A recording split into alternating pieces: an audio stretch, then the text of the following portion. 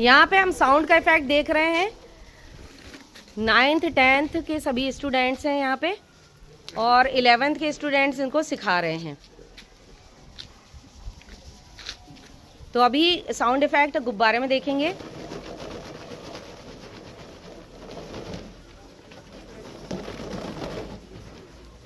गुब्बारे के अंदर हमने नट भर के रखा है, इसलिए आवाज़ आ रही है। ध्वनि के कॉन्सेप्ट को समझाने के लिए है ये।